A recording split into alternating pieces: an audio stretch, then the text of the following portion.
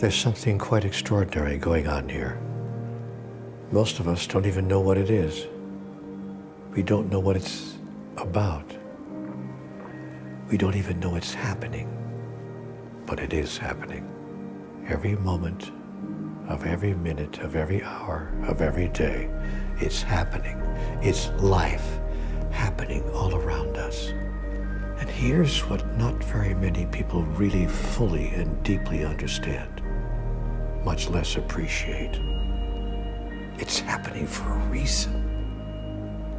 There's a purpose behind it. There's a mechanism in place. There's a process that's being undertaken in life by life itself. And that process is the process by which we, as the livers of this life, as those who are living into the experience, create the experience we are living into as a means of experiencing and expressing who we really are. That life exists in all of its forms.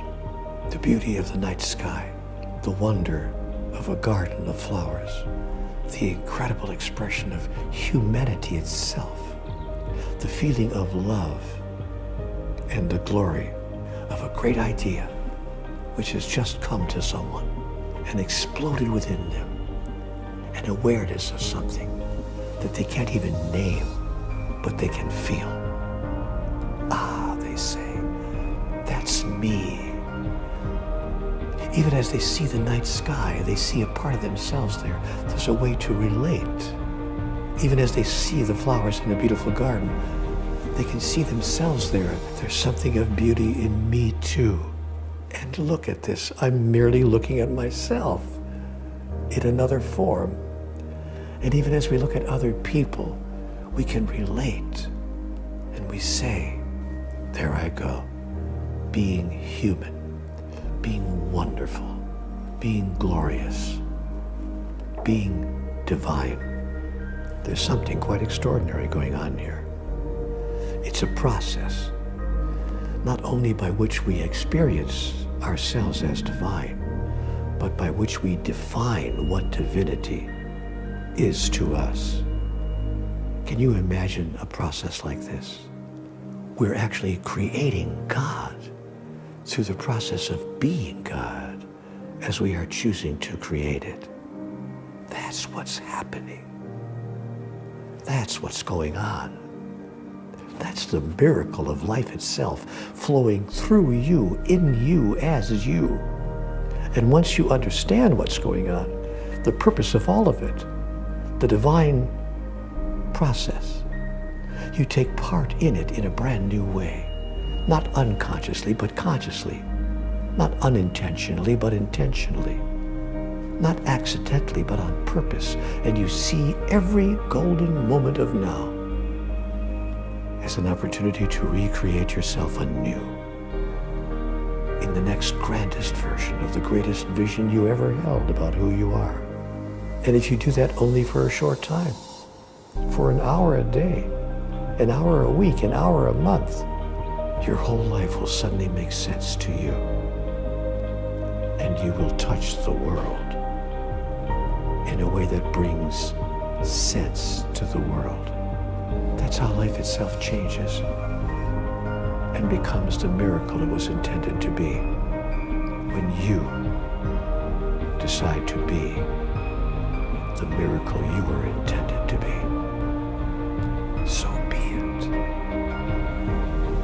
Being divine.